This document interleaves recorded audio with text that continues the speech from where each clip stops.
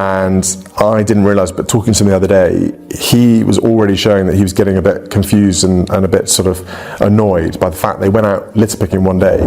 A sudden announcement from inside the palace has sparked widespread disbelief. Officials confirmed the results of a secret DNA test involving Prince Louis, and the findings defied all public expectations.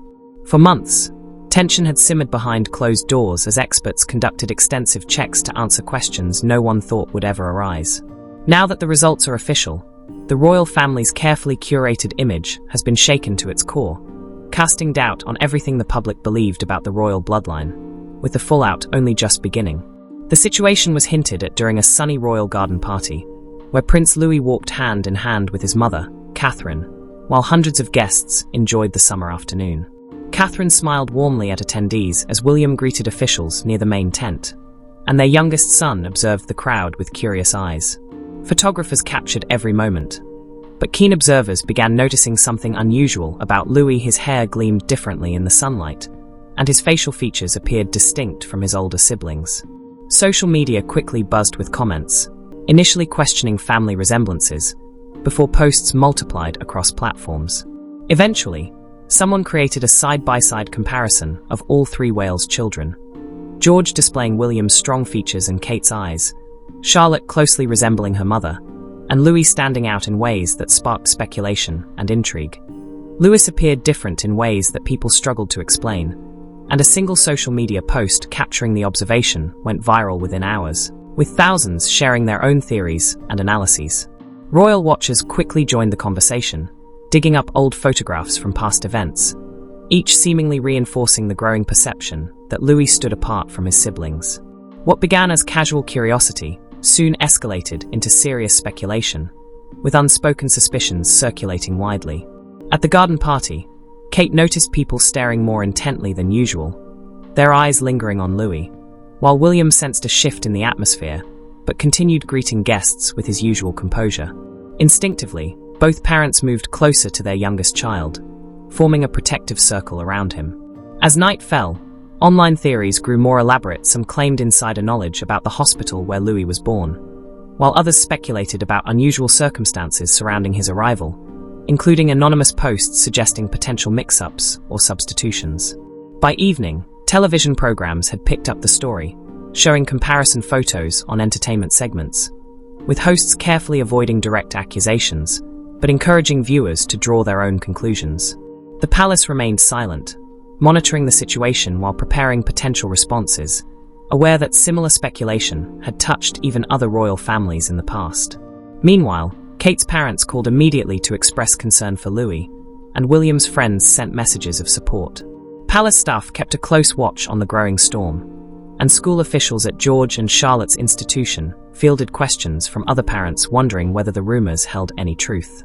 Throughout it all, Louis remained blissfully unaware, playing with his toys and enjoying time with his siblings, while George and Charlotte heard whispers that their parents shielded them from. Despite the chaos outside their walls, the Wales family maintained their routine, now the focus of global attention for reasons no one could have anticipated.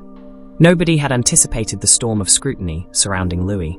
Old friends of William and Kate came forward to defend the family, sharing personal stories about Louis's early years and his clear bond with his parents. Yet their testimonies did little to slow the spread of theories. The public demanded definitive proof rather than emotional appeals. In the days that followed, medical experts appeared on television to explain genetic variations and how children can naturally look different from their siblings, detailing the complex inheritance of traits. But their rational explanations failed to satisfy the appetite for drama. Meanwhile, the palace's media and communications team held emergency meetings to determine how best to handle the crisis, debating whether silence or engagement would serve the family, with some arguing that responding would legitimize baseless rumors, and others advocating transparency to quell speculation. William and Kate watched the global analysis of their son's face in silence, feeling a mixture of anger and helplessness, knowing Louis deserved better than to become the subject of cruel conjecture.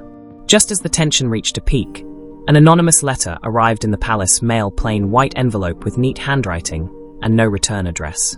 Inside were 4 typed pages detailing the day Louis was born, with precise times, locations, and descriptions of events at the private hospital, including a brief power outage in the maternity ward and the movements of medical staff during the emergency. Security personnel examined the letter carefully before passing it to senior staff, recognizing the level of detail as indicative of someone who had been present during those critical hours. 3 days later, a second letter arrived, adding further specifics and deepening the sense that someone with genuine insider knowledge was revealing hidden truths about that fateful night. The third letter described another baby born that same night in an adjacent room, explaining how both newborns ended up in a temporary location during the power outage, with medical staff working by emergency lighting to ensure both infants received proper care, an environment ripe for potential error. Palace officials debated whether the letters warranted serious attention. Some dismissed them as elaborate hoaxes exploiting recent speculation, while others feared ignoring them could lead to far greater problems. The documents remained in a secure office as senior advisors weighed their options, and it was during a routine security briefing that William first learned of them. Though his face remained calm, his hands gripped the armrests tightly as he requested to read the letters himself, despite protocol. The pages felt weighty in his hands as he absorbed each word, part of him wanting desperately to dismiss the claims as false. That evening, he showed the letters to Catherine, who read them twice in silence, her mind retracing the night of Louis's birth exhausted, overwhelmed, briefly frightened by the power outage, and watching nurses move quickly through rooms and hallways to maintain order. A week later, a third letter arrived, this time with photographs of the maternity ward from that period. Certain areas circled in red pen with handwritten notes detailing staff movements during the emergency, lending the claims a disturbingly convincing level of specificity. Palace lawyers examined the materials for clues, but the paper, envelope, and typing style offered nothing to reveal the sender's identity. Someone had taken painstaking care to remain anonymous. The letters weighed heavily on Catherine, disrupting her sleep as she replayed every memory of Louis's birth, scrutinizing once normal details for potential significance, questioning her own recollections, and wondering if fatigue had caused her to miss something crucial. William even found her awake in the middle of the night, staring at baby photos, a silent reflection of the growing unease that now loomed over their family. To make sense of the growing turmoil, William and Catherine requested hospital records from the night of Louis's birth. The files confirmed that 2 babies had indeed been born within an hour of each other, and that the power outage, which lasted 17 minutes according to maintenance logs, had not compromised the care of mothers or infants. Official records indicated everything proceeded smoothly. Yet, the anonymous letters continued. A fourth letter arrived describing staff members present that night, hinting at overheard conversations that had raised concerns, but were never reported. The writer, claiming fear of jeopardizing their career, had kept them silent until now. Palace investigators traced the envelopes to different postal codes across London, suggesting careful planning and serious intent. Each letter posed risks for the family, especially for Louis, who remained unaware of the adult anxieties surrounding him. Catherine confided in her mother, seeking perspective outside the palace walls. Her mother reminded her to trust her maternal instincts, reaffirming that no document could alter the bond she had shared with Louis since birth. A fifth letter promised to be the last, urging DNA testing to resolve the matter for everyone's peace of mind, emphasizing concern for truth rather than malice, and ending with an apology for the distress caused. At that point, William and Catherine faced a decision that could change everything. Meanwhile, far from the palace, a young woman sat in her living room watching the evening news, her husband carrying their 7-year-old son Thomas in pajamas covered with cartoon characters. As the television displayed footage of Prince Louis, the woman froze, noticing striking similarities between the boy on the screen and her own son. Heart racing, she searched for more images of Louis and held them beside Thomas's face, realizing the resemblance was impossible to ignore. Though Thomas had always differed from his parents in hair color, eye shade, and facial structure, they had explained it as random genetic variation. Showing her husband, he initially laughed, thinking she was joking, but the seriousness in her expression made him pause. Taking the phone, he studied the images closely, the shock of the uncanny resemblance settling over them both. As they compared Thomas's features with Prince Louis's on the screen, the similarities became undeniable. Until that moment, the couple had only casually discussed their son's differences, noting his unusual intelligence, interest in classical music and art, and natural grace and manners. Qualities neither parent had introduced but had proudly admired without questioning.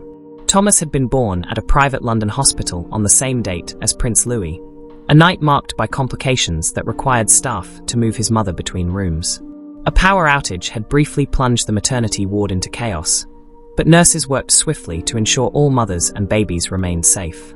Exhausted, the mother held Thomas in dim lighting, overwhelmed by love, while her husband met his son for the first time minutes later. The birth had been hectic, and the first weeks even more so, with sleepless nights and constant care as the couple adapted to life with a newborn.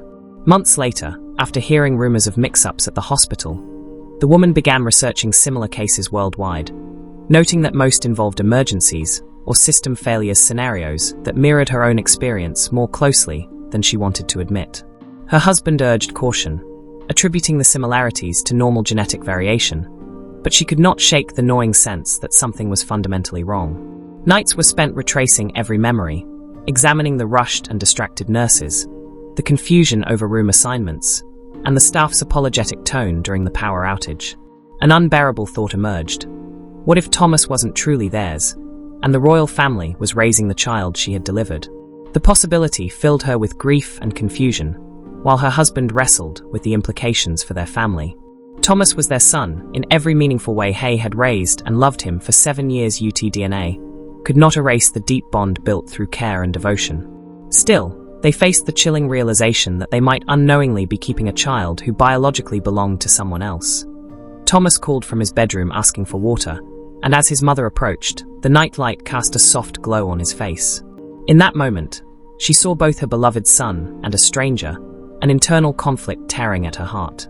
She brought him water, kissed his forehead, and returned to her husband, the weight of doubt pressing on both of them. They agreed to contact the hospital first, seeking clarity about that night, and whether mix-ups were even possible. The woman drafted an email to the hospital administration, her finger hovering over the send button for several minutes, knowing that once sent, there would be no turning back. Her husband held her hand as she pressed send, understanding that their lives would never be the same again. Meanwhile, the royal palace took decisive action. An emergency meeting convened at 7 in the morning, with senior advisors gathered in a private conference room, their expressions grave. William and Catherine, exhausted from sleepless nights, sat at the head of the table. The letters and growing speculation had created a crisis demanding immediate resolution. The chief communications advisor argued for ignoring the rumors entirely, insisting that responding would legitimize baseless conspiracy theories, and that, historically, royal families had weathered similar storms by maintaining dignified silence. However, Catherine spoke quietly about her concerns for Louis's future, stressing that he would eventually learn of the rumors and deserved to know that his parents had pursued truth rather than hiding from difficult questions. Children, she insisted, deserved honesty, even when adults found it painful to provide. William supported his wife's position despite his own fears, explaining that DNA testing would either confirm Louis as their son or reveal an unthinkable mistake, either outcome preferable to years of speculation and doubt. The family needed certainty to move forward. The private secretary raised practical concerns, noting that laboratory work would require absolute secrecy and verification from multiple independent sources to satisfy public scrutiny, with careful coordination needed among medical professionals. Catherine inquired about the other family who had contacted the hospital, seeking details about their situation and their son Thomas, born the same night as Louis and recently noted for striking similarities. Silence fell over the room as everyone processed the implications. Two families now questioned their children's identities based on events from the same evening, and coincidence seemed impossible.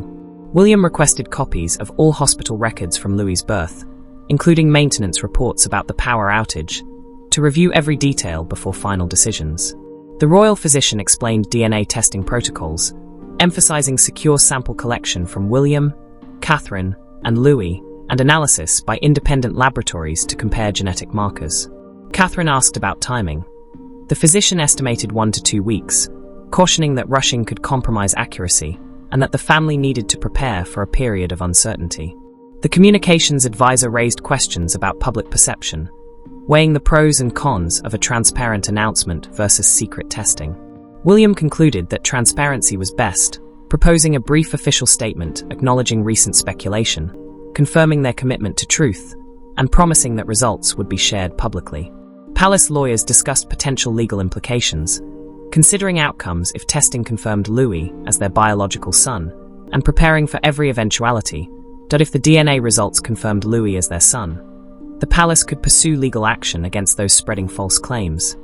If a hospital mistake were revealed, complex questions of custody and identity would demand resolution. Catherine fought back tears during the meeting, thinking of Louis playing with his siblings, blissfully unaware that adults were debating his future. All she wanted was to protect him, yet she knew she couldn't.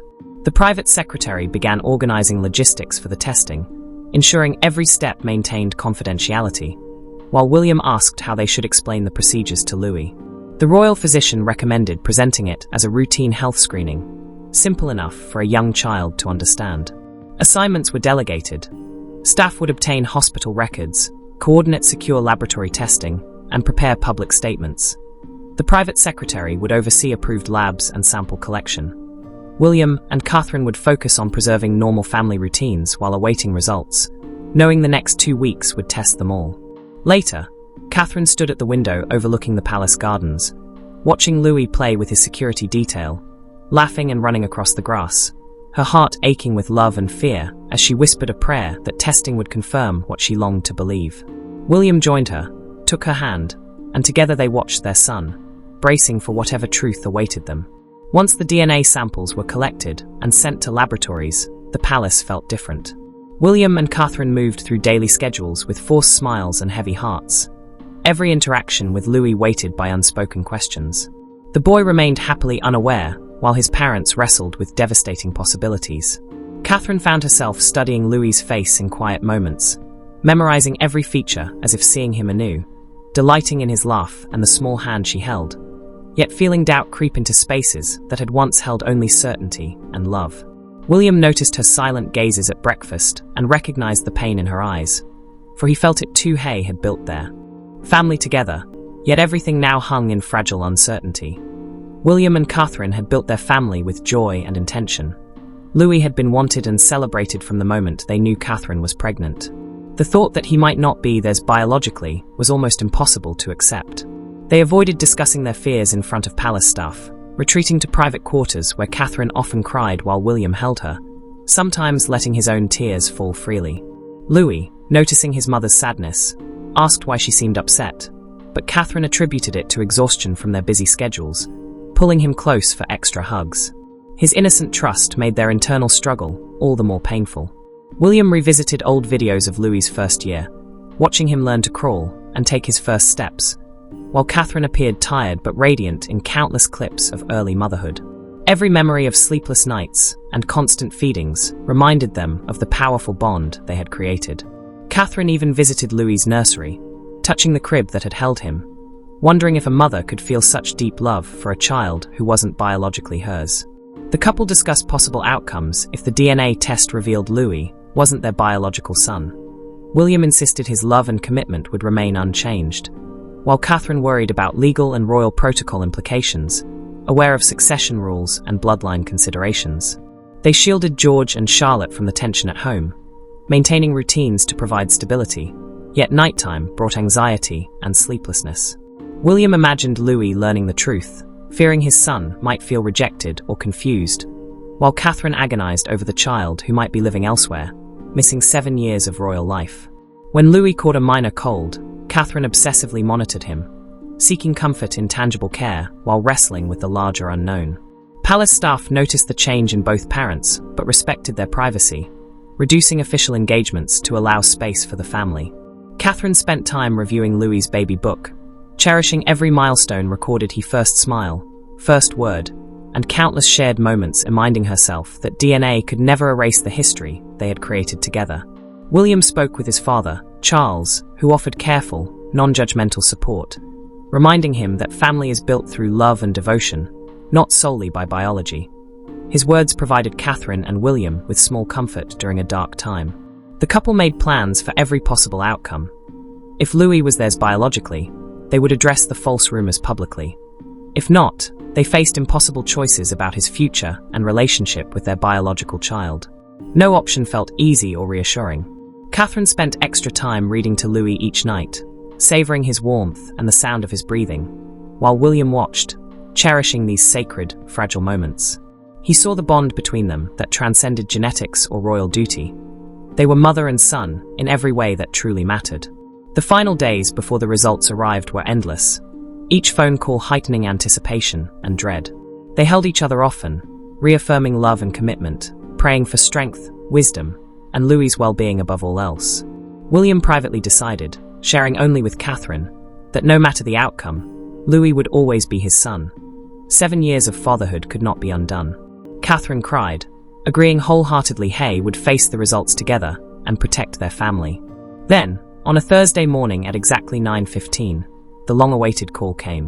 William answered the private line, listening to the royal physician for less than 3 minutes before thanking him and ending the call. Catherine, heart-pounding, watched William approach, taking both her hands and speaking 3 words that changed everything. Louis was theirs. The DNA results confirmed, without doubt, that Prince Louis was the biological son of William and Catherine. Catherine collapsed into William's arms, sobbing with relief, as waves of fear and uncertainty released.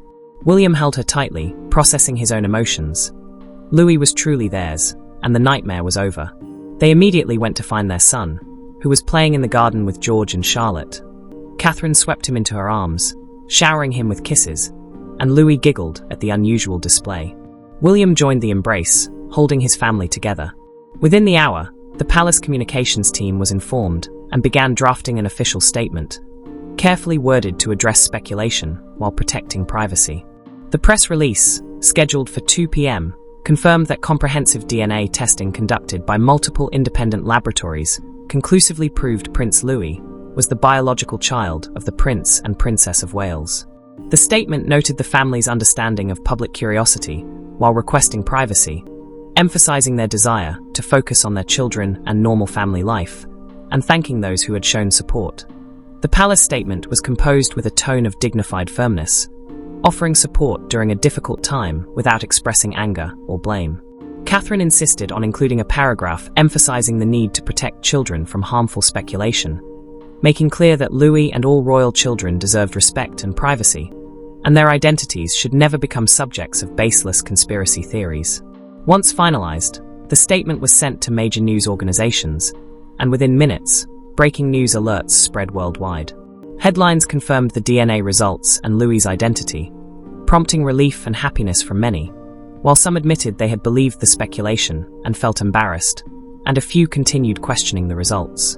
William and Catherine watched coverage together in their private sitting room, seeing their statement read aloud and analyzed by royal experts, most of whom praised their transparency and decision to pursue testing, vindicating the couple's choice to address the rumors directly. The other family, who had initially come forward, learned about the results through the public announcement. Experiencing a mix of relief and disappointment, Hay had wondered if Thomas might be the lost prince, and now faced questions about their own son without clear answers. Catherine worried about how they felt, asking William if they should reach out privately. He agreed. That evening, palace lawyers contacted the family, assuring them that a separate investigation into Thomas's background would continue discreetly, and that the palace took their concerns seriously, regardless of Louis's confirmed identity. George and Charlotte learned about the announcement from their parents, who explained simply that some people had questions about Louis, but tests proved he was definitely their brother, leaving the older children reassured. Louis remained entirely unaware of the drama. After his usual bath, story, and goodnight kisses, he went to sleep peacefully, while William and Catherine lingered, watching him, feeling the enormous weight lift from their shoulders. Later, Catherine shared a brief personal message on social media, thanking people for their support, and including a recent photo of all 3 children playing together, capturing the family's joy and restored sense of normalcy. The final photo the family shared showed a normal, happy household enjoying time together.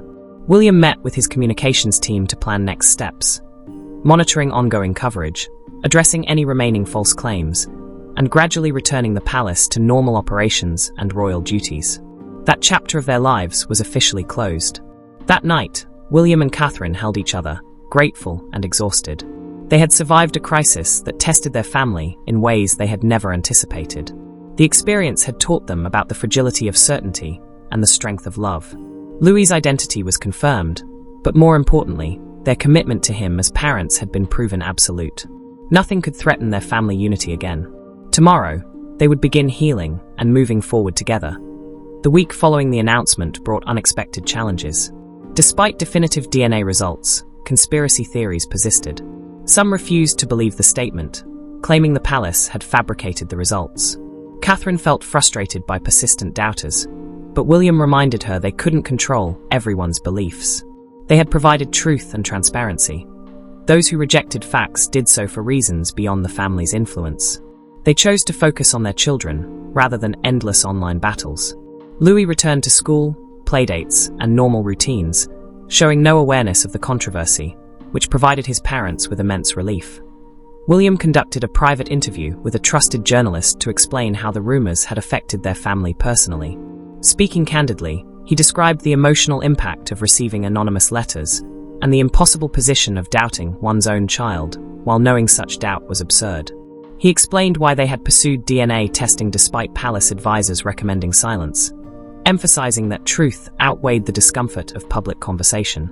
Catherine joined for the final portion of the interview, discussing the emotional toll of questioning Louis's identity and addressing the anonymous letter writer directly, urging them to understand the harm caused by sending unverified accusations. Both parents stressed protecting George and Charlotte from the controversy, explaining events in age-appropriate terms and highlighting that family strength and love were independent of biology. Catherine spoke about forgiveness, acknowledging that many participants in online speculation had not considered real-world consequences, and expressed hope that the experience would foster greater respect for children's privacy. Palace investigators continued tracing the anonymous letters, ultimately discovering they had been sent by a former hospital employee terminated years earlier who sought revenge. William and Catherine felt relief that no real mix-up had occurred, mixed with anger over the manufactured crisis. Legal action was considered, but dismissed to avoid prolonging the situation. The other family received private confirmation that their son Thomas was indeed their biological child, and any resemblance to Prince Louis was purely coincidental. Catherine sent a personal note expressing empathy, which the woman from the other family treasured privately. In response, the palace implemented new protocols for handling future speculation about royal children, ensuring that any claims would be investigated quickly and addressed directly. Protection of the children became the top priority. George asked why people had been unkind to Louis, and William explained that sometimes people spoke without thinking, but the important thing was supporting each other as a family.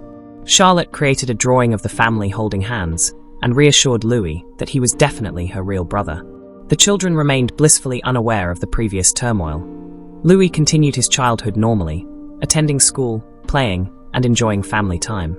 William and Catherine watched him with profound appreciation, grateful for the gift of his presence. They had almost lost him to doubt and fear, but their faith in their love and commitment had proven stronger. Emerging from the crisis, they felt renewed in their dedication to each other and their family. They understood that royal life would always bring challenges and scrutiny, but facing difficulties together had strengthened their marriage and resolve. Nothing would ever make them doubt their children again. With the truth confirmed and their family intact, they moved forward with gratitude, determination, and a renewed commitment to protect what mattered most.